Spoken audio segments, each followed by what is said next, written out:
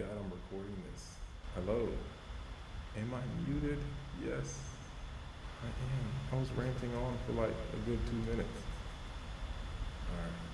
So what I'm gonna do, we're gonna go over the intro again. Thanks, Kim. Thanks so much, because oh dear Lord, this is embarrassing. I think I just wanna like crawl in the hole right now. Thank God I'm recording this, like I said before, because I was muted. I'm going to be recording this and then redistributing it on YouTube, because I feel like a lot of people need to know this, that content creators, that word again, people who create content online don't always have it all figured out.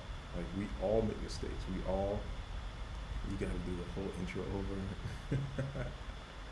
Yes. Okay, so the video is about mistakes that I make as a content creator. Like, we all suffer at the hand of the goddess of error. We all have knelt down at the altar of error and said, man, I don't have this figured out. I made a mistake. We all suffer from that. And the thing about content creating is just that it's gonna happen. Murphy's Law. If it's gonna happen, it's gonna happen. Like, you know what I'm saying? Like, and this video, I want to not only go over 5 mistakes that I've made in the past, but also talk about the mistake and talk about what I've learned from it. Because there's been plenty of people online who they'll show you with their Bugatti. Well, what route did you take to get the Bugatti? Were you on Apple Maps or Google Maps? Like, were you using Waze? Did Waze tell you? Yeah. So were you using Waze to figure out how to get there? Like, no, like, we need to know. And I'm here to show y'all and tell y'all 5 mistakes that I've made as a content creator, and how I got out of it, and what I've learned from it. All right. So we're gonna start here. No particular order. None of them is like more important than the other. But a couple of years ago, literally a really, really long time, when I first got into photography, you know, when you get into photography, you get bombarded with DMs and messages. So I was offered to do a graduation shoot for a family friend. And I was like, yeah, sure, why not? So I go to the graduation, bring my little crop sensor camera. You know what I'm saying? Got the little strap, Nikon gang here, you know what I'm saying? We all strapped up. Got my long lens on there. It's a kit lens, but you know, it's a long lens. People think that you're professional. So I had my my zoom kit lens on there, had my little pop flash on top of the camera. Before you go over mistakes, check out, make sure that sweet is the mic.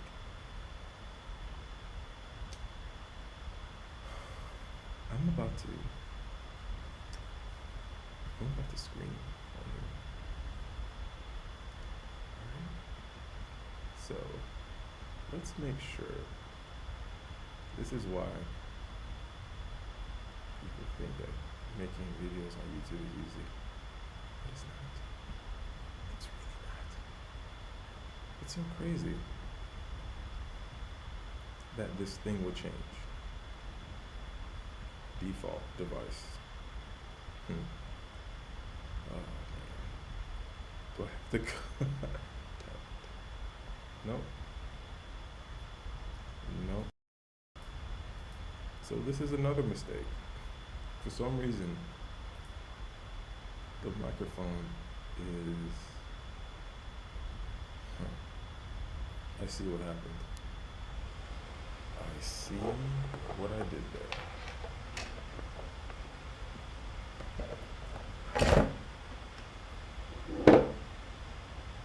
So my Rodecaster Pro is not connected. I have the USB cable right here, and it is not connected. Oh, this is funny. This is really funny. This is a key indicator why this video needs to be made. You fool. You thought you were going to create a great video. I will make you suffer. Alright. I think we're good now. No, we're not. We're still not. Default device, Rodecaster Pro. Boom. There we go. This is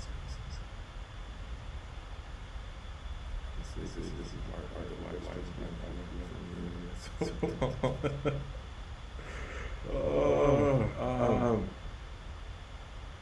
just don't understand. It keeps defaulting to my computer for some reason. All right, no, good.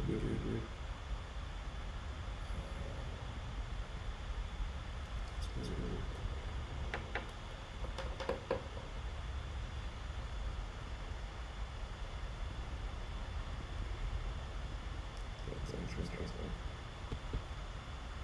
The road is now connected to USB.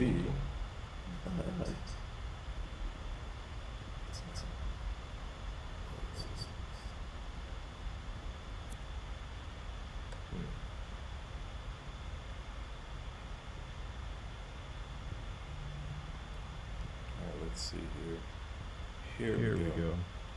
All right. So I wasn't able to connect to the road simply because it was recording. So I had to stop recording on the road.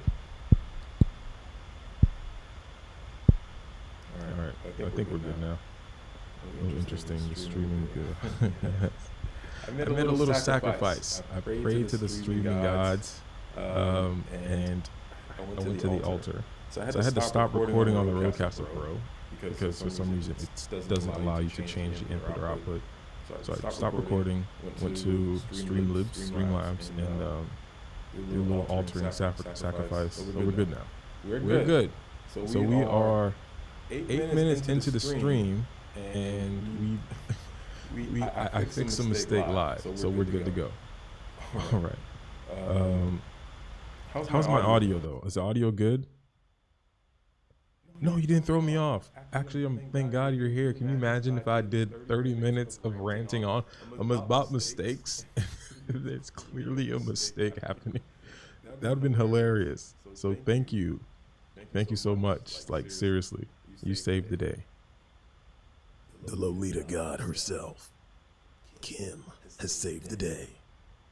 Should be like a comic book. But thank you.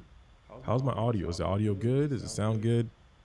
Hopefully it still sound and looks good. But no, you didn't throw me off. There's a slight reverb. Yeah, let me shut that off. I think I see it.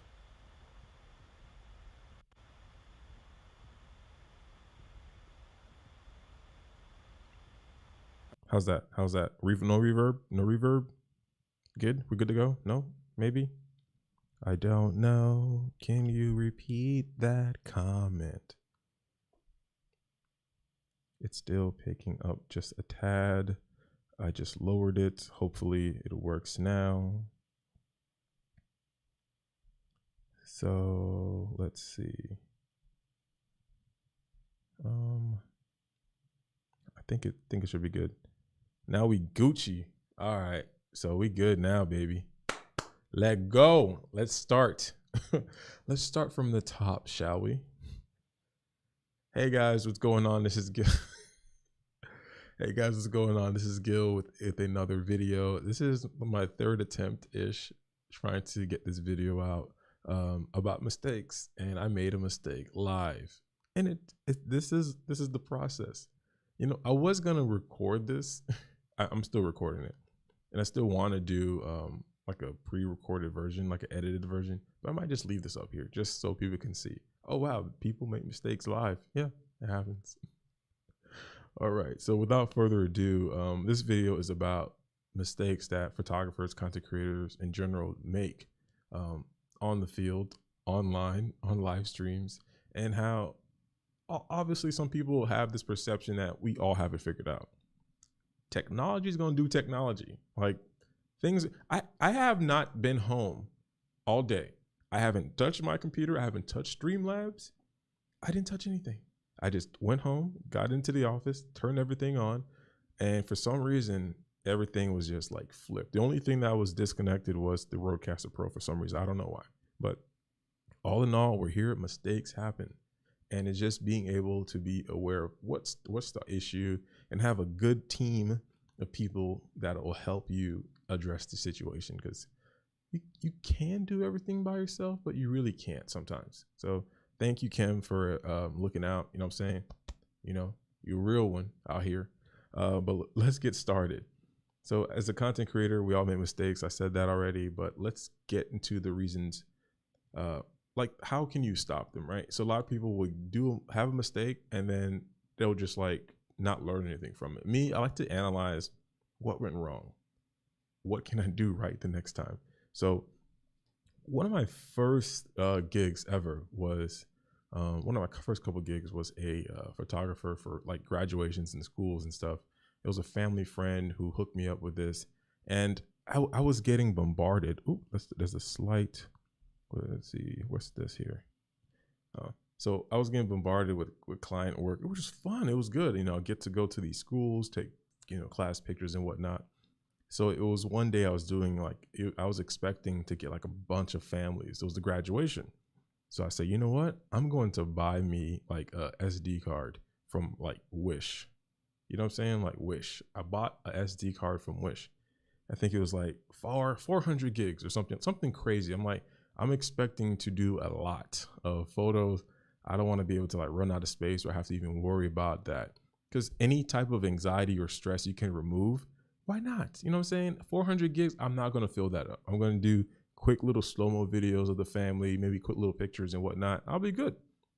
So I did that, and I think I shot like, I think I photographed, I don't want to say shot. I don't want to get this demonetized or like taken down. I photographed 4 families in like, in a minute. I'm walking out and another family comes to me. Hey, can you like take our picture? And I was like, okay, cool. So I was 5. I ended up shooting like 5 families in that. I think I was there for like 30 minutes. It was great. I made some really good money. I got a bunch of my business cards out. So I shot 5 families and I was really excited. Most of the people paid through cash or like Zelle and whatnot, Cash App. So I'm walking back to my car like, oh my gosh, I made so much money today. This is awesome. I'm looking over the photos and I kid you not, my, yes, I got the SD card from Wish, because it was like $5 for 400. It was like $6 or something for like 400 gigs. I'm like, I was super naive at the time. So I buy it. I'm looking at the photos. I swear to, this has never happened.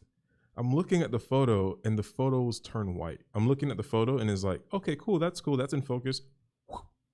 That's strange. Go to the next photo. The photos just start turning white. I'm freaking out. I look and I'm like, I whip out the SD card. Maybe it's my camera or something. Plug the SD card to the computer. Photos are there. Looking at them, I click them. I'm like, okay, cool. The photos are here. Maybe it's just my camera tripping. It's, you know, whatever. I open the photo and the photos just say corrupted. And my Mac is like, hey, bro, you got some like fishy virus things going on in your computer. Like I have this Dr. Antivirus or something like that. And I'm like, what are you talking about? This is a brand new SD card. I just formatted it a couple hours ago. And it just, everything was gone. All the photos were corrupted.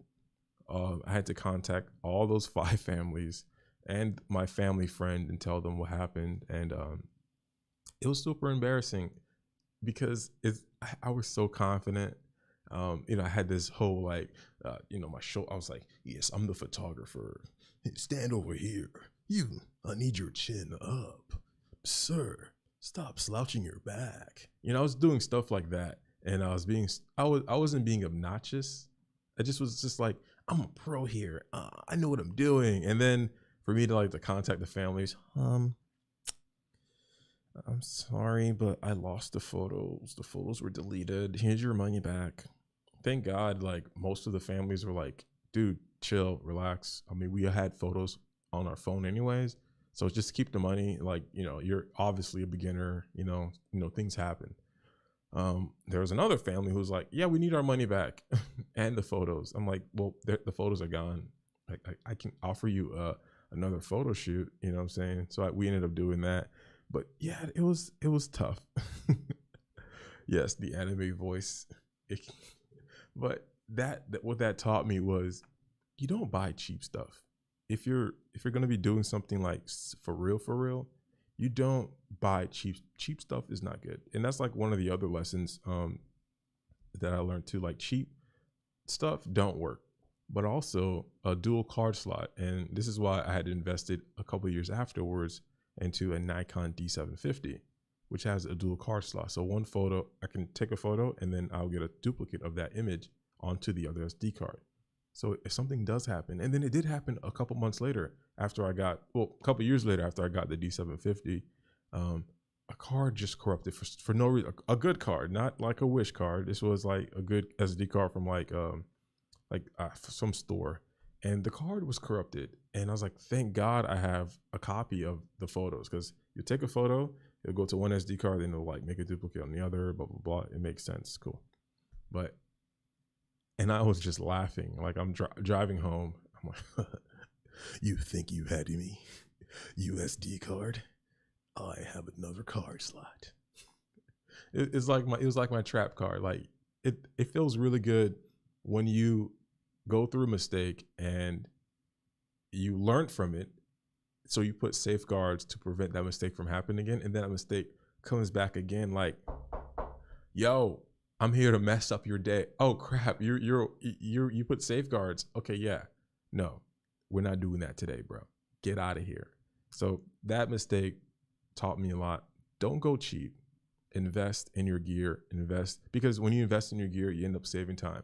And because the thing is, I ended up losing a lot of time because it took me a week to really formulate a proper apology letter. You know, I was talking to my wife, like, how should I word this? This person is they don't speak English that well. How do I tell them that the photos are gone? You know, and they don't come back to me telling me, well, get it from the cloud.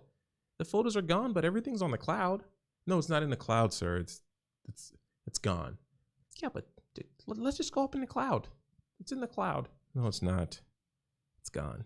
It's in the grave.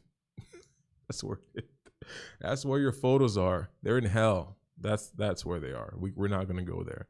But it took me a week to like formulate and get the confidence to tell them like, hey, it's gone. And that took a lot of time. That time I could have been doing a lot of other stuff. So when you buy cheap things, it ends up costing you more time, energy, more money trying to fix that issue, make the issues right with the client. You end up offering other services like, I'll do you a free photo shoot. And that takes time and that takes money from you. Don't do it. Mistakes.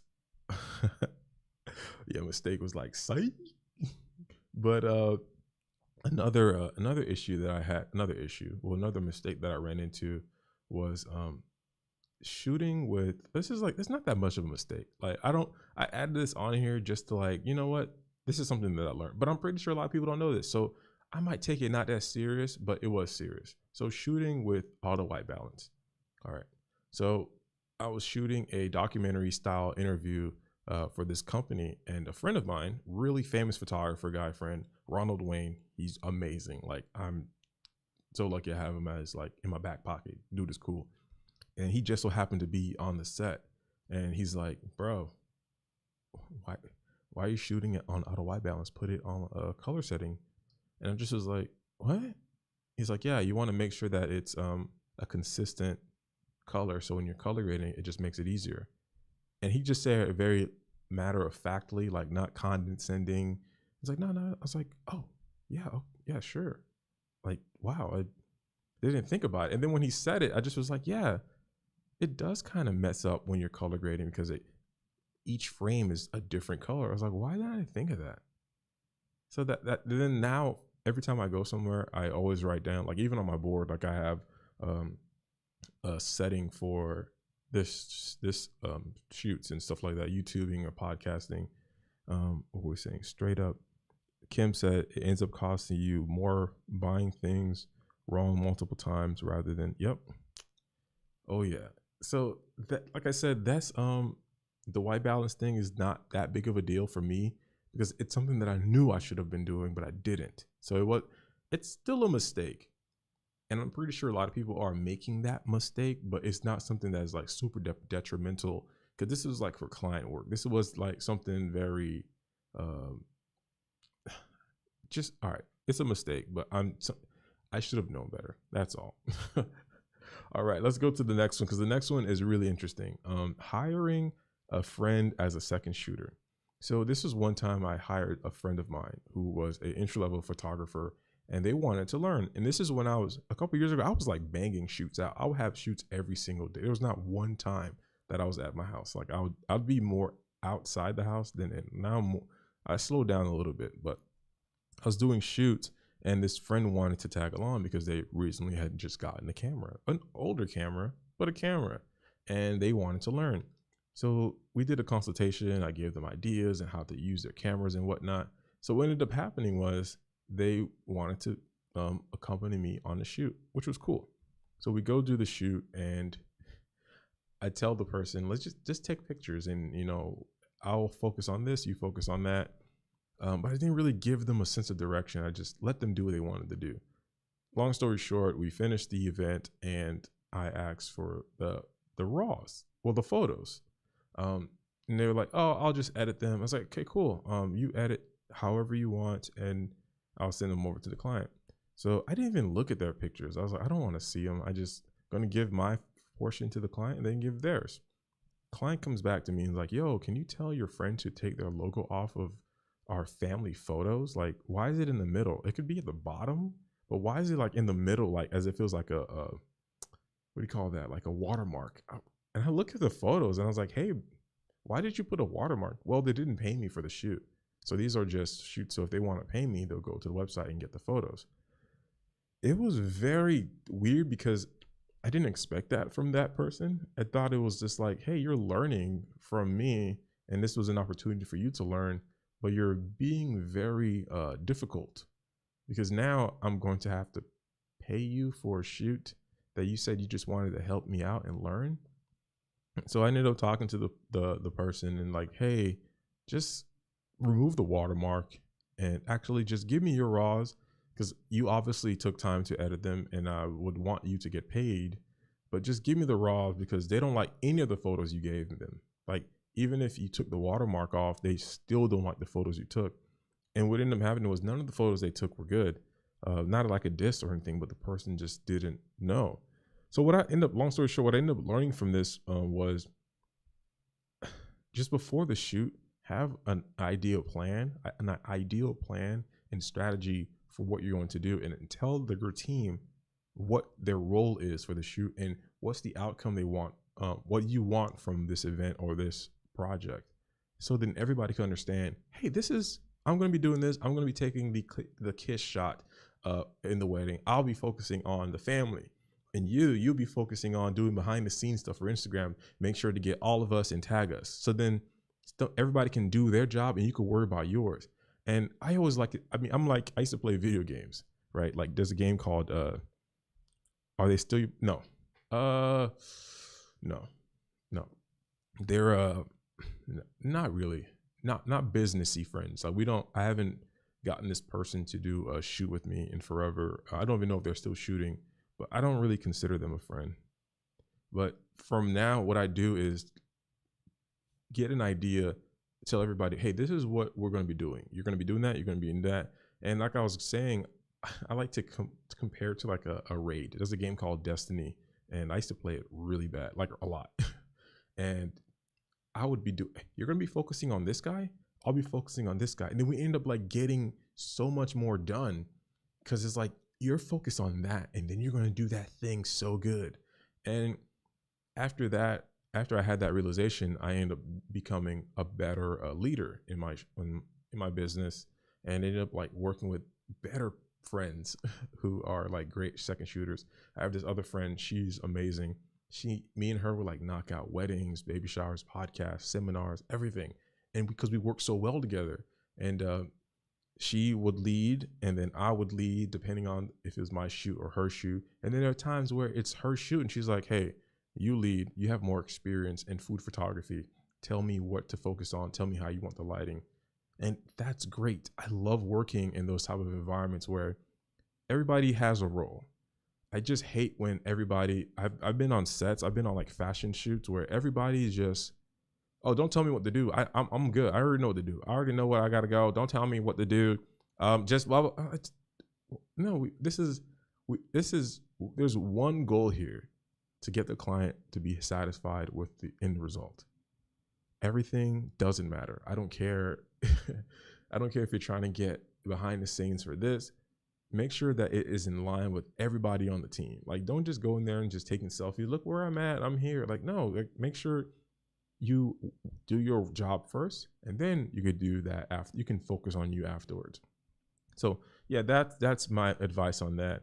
Let me see. What's another good one? I guess we can. I think I have 4 then. So redundancy, having a backup of your camera or equipment. I have the Rodecaster. I have 2 Rodecaster Pros. I have also 2 of these. Each of these are like USB. I have the Blackmagic. I have the Blackmagic A10 Mini that I'm recording on. I also have this little cheapy HDMI quad multi-viewer. It is a 4 input thingy-majiggy. You can put like 4 XLRs. I'm so hungry. I'll drink some coffee and just to wake up a little bit. ASMR.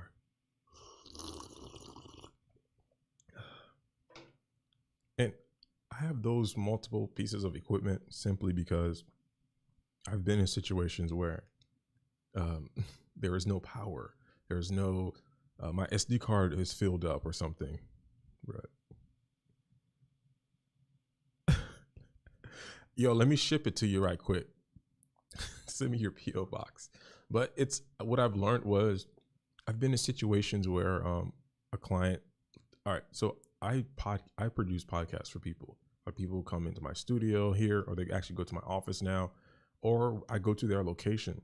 And I've been in instances where people are like, "Yo, I have like 4 people that I'm podcasting with. I want to do an interview with 4 people." Oh, okay, cool. My Rodecaster Pro has 4 inputs. We're good to go. Actually, it's 12 people when I get there. Yeah, my cousin Trey just got out of rehab and we got to do this thing. Or my other cousin just got out of Harvard content law and we're here to just podcast. And I'm like, okay, I guess we have to like get more mics. So this is another reason why I tell people, when you buy one thing, if you buy a camera, you don't have a camera. Like, of course, if depending on your situation, but for me, I can't survive with one camera. I can't, because the things that I shoot and how I create content and how I reproduce content, I need multiple cameras. You need to have different angles. Like right now, I only have just one angle, obviously, but you need to have like more than one mic if you're reproducing content for people. If it's just you, like, that's why when I do consultations, I'm like, is it just you? Are you planning on creating content for other people? Are you planning on having a content coalition of like sergeants and different people, like having a team of people? Because you need to make sure that if you're doing like big projects like wedding, you need to have every camera that can help you create that content. That means you need to have like 2, 3, 4, maybe 4.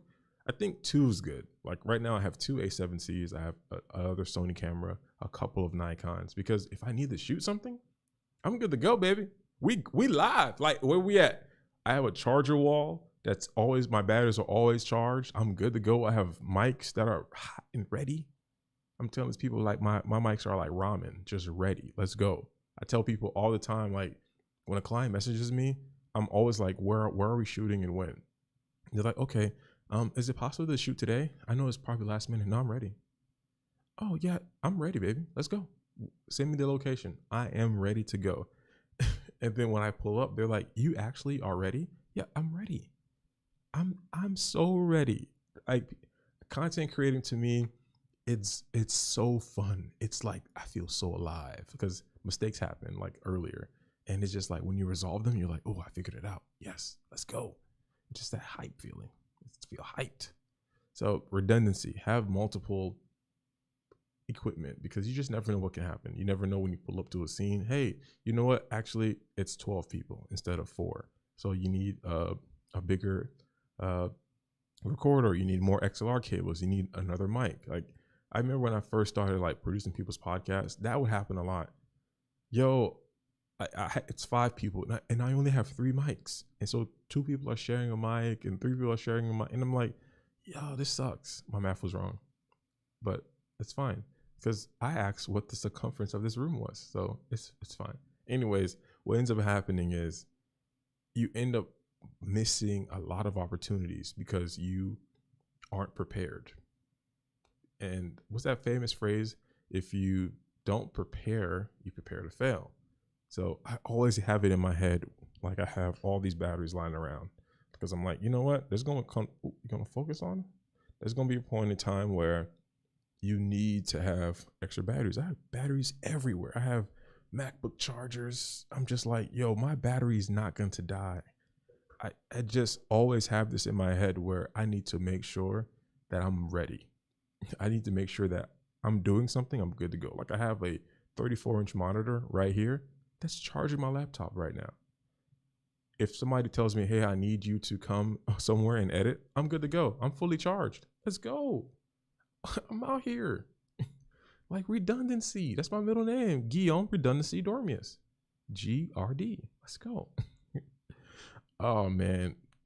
Yeah, this has been fun. Like I like doing this. Yeah. Right now it's just me and my business partner. But when we do have like shoots, I like to like hire out or just have a friend tag along.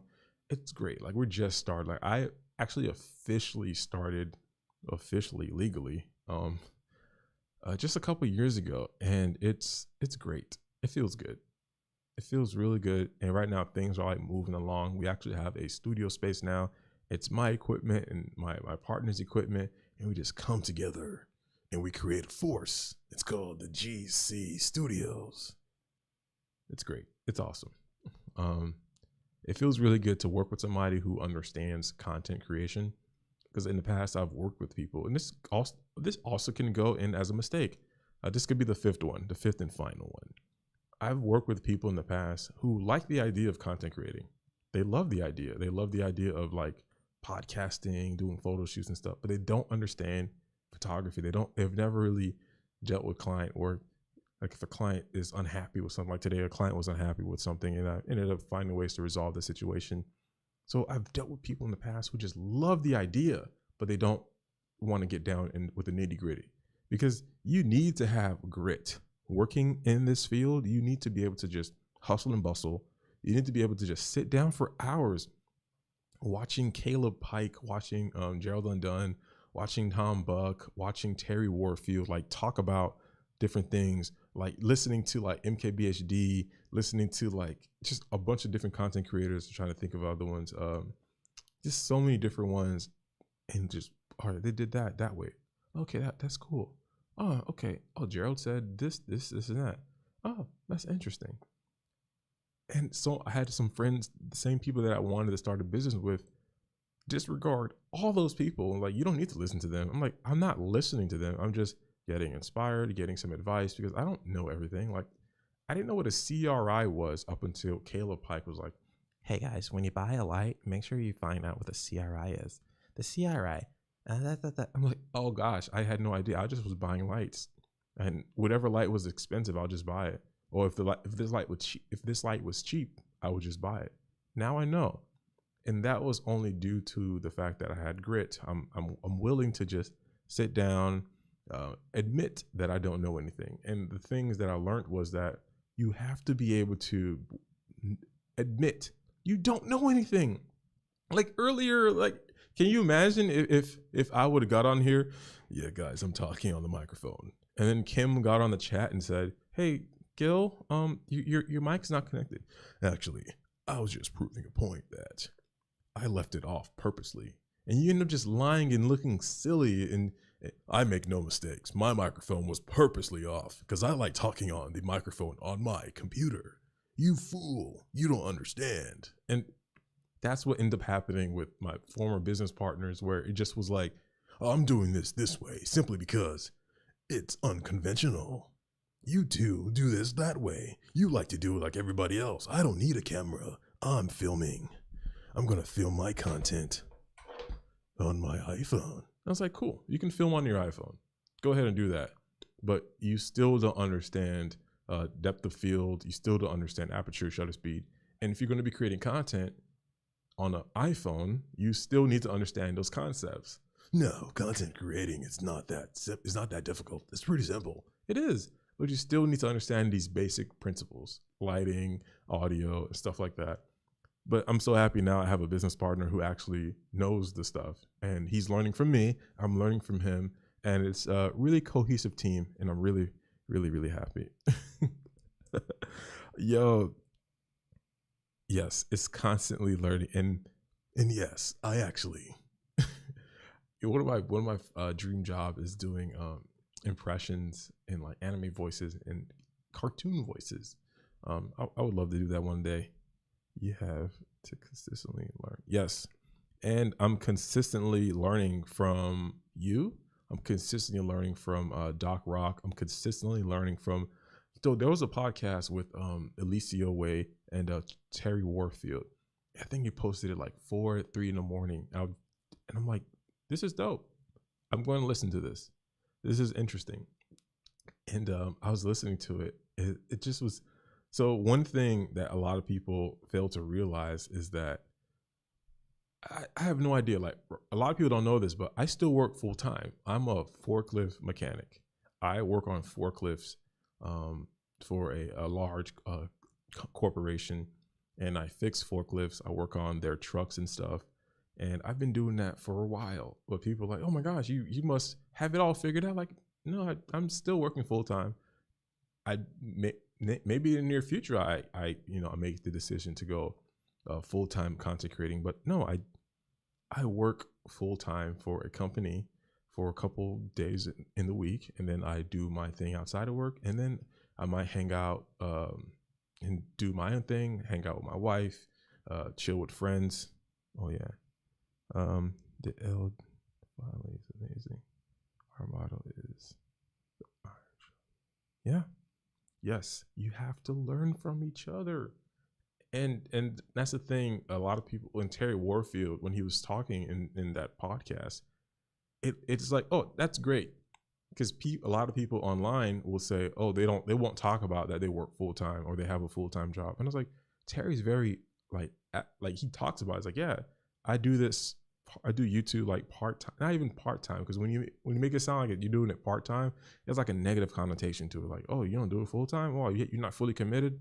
No, I am. It's just I have this thing that I'm doing, and I actually like it. It's pretty cool.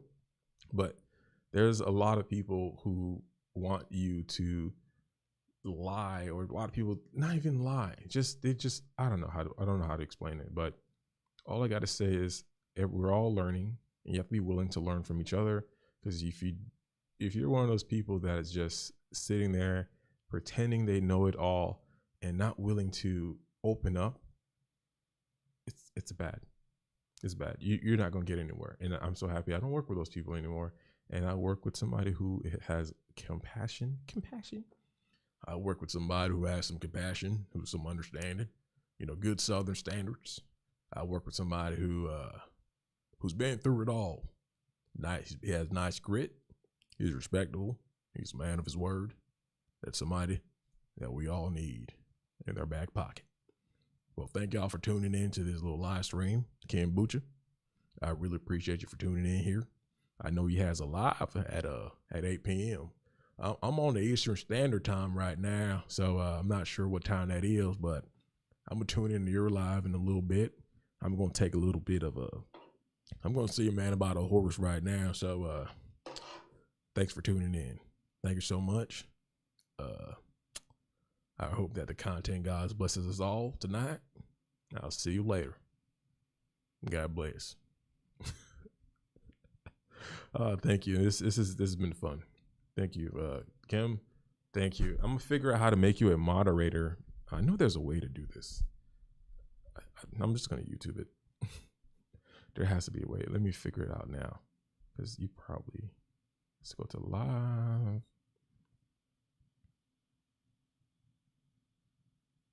Yes, learn from my mistakes. Learn.